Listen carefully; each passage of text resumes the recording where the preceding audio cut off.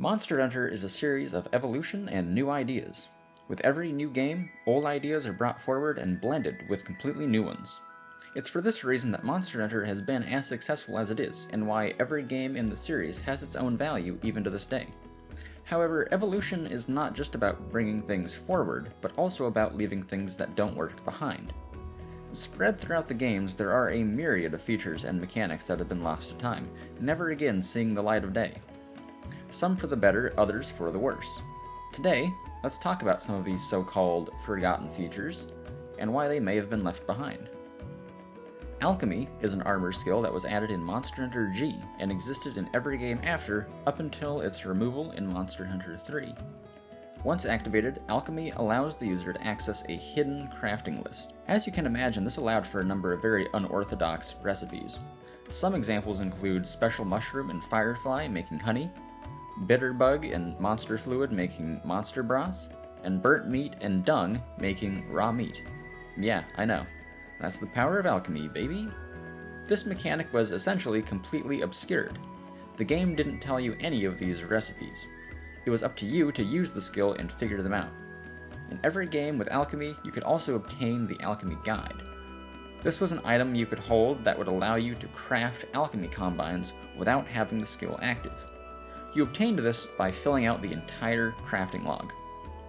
My friend Shika is an alchemy enjoyer and actually has this book, so she was kind enough to send me the footage you're seeing. Everyone say thank you, Shika. And so after Freedom Unite, alchemy was gone for good. I can really only think of one reason why it was taken out, and that's just because of how obscure it was. As we'll get into soon, the first and second generation of games had many very difficult to figure out mechanics that went unexplained or unmentioned. Going into the third generation of games, they probably wanted to try to make the game a little more transparent, and having a mechanic that was essentially completely hidden that very few people would figure out or even interact with just didn't fit anymore. I think especially looking at the modern games, it's difficult to see how something like alchemy could fit in anymore without feeling vestigial. Moving on from alchemy, next up we have a mechanic that existed only in a single game. Monster Hunter 2 introduced triple combines, combining 3 different materials to create an item. Most often this was used as an alternate way to craft existing items using different materials from the standard 2-material combine recipe, such as being able to craft nutrients from sunrise herb, sunset herb, and blue mushroom. This system actually expanded the alchemy mechanic, with many new alchemy-exclusive recipes being added that required a triple combine. Notably, this mechanic was used as a progress gate to access certain quests. Accessing the tower, the metal wraths, and white fatalis all required combining 3 different special quest items in order to unlock. Triple combines would be removed immediately in Freedom 2 and never seen again. And to be honest, I'm not totally sure why. Crafting did see some diminished importance over time, but it's hardly lost relevance even into the newest games. Expanding on triple combines in later games feels like something of a missed opportunity. Having alternate ways to craft things and items that have higher material costs to obtain is just an interesting concept regardless of what game it's in. We're staying in Monster Hunter 2 for a little while longer. There's a lot of stuff in this game. The next mechanic is possibly the most obscure mechanic in the whole series. You can play the game extensively and never know how this works at all unless you go online to look up the exact rules. The Mockapot. Essentially, it's item fermentation. You can obtain a Mockapot and combine it with an item and then bury it in the ground during a quest. This will release colored smoke over the spot, showing how much time it's been buried. I'll just show you the chart of how it works. You can then pick the pot back up after a certain amount of time has passed, and you'll receive the corresponding item. And you might have guessed it, but this also interacts with alchemy and triple combines, with some items only being able to be obtained via Mockapot, which you can then use to craft with alchemy. Monster Hunter 2 is just several completely obscure and arcane mechanics in a trench coat. Nothing in the game actually explains how Mockapots work, though I believe this info may have been in the official guidebook. And trying to learn it via experimentation would be incredibly time-consuming due to having to wait up to 20 minutes or more for the pot to finish. Like with triple combines, this mechanic would live and die in Monster Hunter 2, never to be seen again. I think it's fairly obvious why this never came back. While arcane mechanics can be cool, Not only are Mockapots at the extreme end of arcane, but they were also never especially useful, providing niche utility at best if you were an alchemist. And like with Alchemy, they probably wanted to reduce the amount of completely obscure mechanics going forward. I think with Alchemy there was probably a path to making it more transparent and readily useful in later games, but Mockapots were probably doomed from the start in that regard. Capping off the Monster Hunter 2 specific mechanics is PvP. And some might be thinking, Monhun has had PvP before? Yes, DOS was endlessly experimental in the strangest of ways. PvP allowed players to capture monsters and pit them against other players' monsters, so you had 2 hunters and 2 monsters on the field. First player to slay the other's monster wins. And you already know it, it was very obscure and complex. When capturing a monster in an online quest, the host had a chance to obtain the monster as a usable PvP monster. Each monster had its own chance of being captured, with higher tier monsters having lower chances. Monsters have a number of stats, some of which are completely invisible in-game. A monster can range from level 1 to 15. A rough indicator of level can be obtained by their strength stat.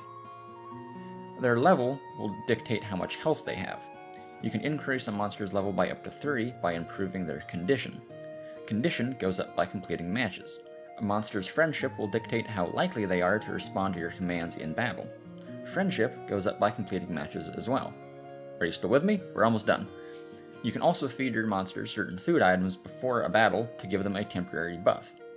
As an aside, you may be interested to know the best food to feed Rajang is a Kirin horn, which is actually the original reference that Monster Hunter World would later use. Once you're in a battle, you can use horns to command them to use attacks. You can also use items or hit the other hunter to stun them or knock them down. Now, despite the somewhat needless complexity and obscurity of this system, it was extremely fun. It was very goofy and unbalanced, of course, but being able to throw monsters at your friends like Pokemon is just objectively a good time. This system once again did not live to see anything beyond Monster Hunter 2. I imagine a large part of this is because not only was it probably hard to develop, but while Monster Hunter 3 still had a dedicated server online town, making this type of system work in local co-op or online hubs was probably beyond the scope at the time, so it was ultimately chosen to be cut from future games. Which I think is kind of sad. It feels very rudimentary and bare bones in DOS, but I can imagine PvP in the newer games being a major activity people would stick around for between title updates. Finally free from the grasp of DOS, we can talk about Veggie Elder trading. Elder trading was a mechanic that existed right from the start in Monster Hunter 1, but did survive all the way through to Generations Ultimate in some form. At a basic level, this was a system where an NPC trader would appear in most or every map, and upon talking to him while holding an item he wanted, you would receive a corresponding item. In the Generation 1 and 2 games, the Elder had a chance to give you either a common or uncommon item for each trade. In the earliest games, the trading tables were fairly large. There were a wide assortment of items you could trade, and sometimes they could be quite useful, giving you an opportunity to trade something you might have a surplus of for something you need more of. Monster Hunter 2, in classic fashion, would expand the system by doubling the size of the trading tables, with the mood mechanic. Now the Elder could have either a good mood or bad mood, and this would change both their common and uncommon trades. I suppose that's sort of a bonus lost feature, because the mood mechanic would once again not survive past DOS. DOS also added a number of hidden items you could only get by trading, like turning in 99 paw prints stamped for the cat's barbecue spit, or trading for the ancient tower book, which was needed to progress in village. In 3rd Gen and beyond, the trading system was diminished somewhat. Common and uncommon trades were removed, and the types of things you could trade were reduced to mostly account items and special tickets. And finally, the system of trading was removed by Monster Hunter World, and has not been seen since. As for why trading eventually disappeared, it's hard to say exactly. It's definitely in the category of old mechanics that, even in their original form, sort of felt like oddities. You never needed to interact with it, and the usefulness of it was limited. But it was something that you could make work for you if you knew the trading tables.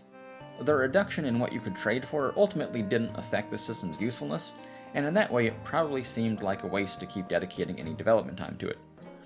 Looking at the way it worked in DOS, it feels like they could have chosen to do a lot with it and make it a major mainstay mechanic, but that just isn't the direction they took the series in. Next up, we have rotating markets. That one might sound confusing at first, so let me explain. I'm talking about the vendors you could find within the online towns of Midgard, Dundorma, and Lochlac from Monster Hunter 1, 2, and 3 that would have periodically rotating stock. These vendors would often have a number of very lucrative items in their potential stock, such as in Monster Hunter 2 when one of the vendors would sell honey. This mechanic was only present in the 3 mainline games with online towns, but in the rest of the games from those 3 generations, you could instead find a traveling granny who would visit occasionally carrying various items, which sort of represented a similar mechanic, though not always with the same stock that the online town vendors had. The reasoning for this mechanic being cut is quite obvious, I think. Farm mechanics and alternate ways of getting items got more powerful as the series went on, and having a vendor that sold things that you could often get in large amounts from the farm or other ways was redundant. Last but not least, we have Free Element, or you may know it as Awaken. This was a mechanic introduced in Monster Hunter 3 that survived in every mainline title up to World. Wilds is the first game to break the pattern and not have it, which doesn't mean it's gone forever, but I sort of don't expect it to come back, so it's on the list. Free Element was an armor skill that upon activation would allow you to use the hidden element on some weapons. In these games, some weapons would have element or status on them that was not usable by default. Only when you activated Free Element would it become usable. In the 3rd generation of games, the weapons that had hidden element were truly hidden. It wouldn't show up in their stats at all until it activated. This would change in 4th gen when it became grayed out, if it had element that wasn't activated.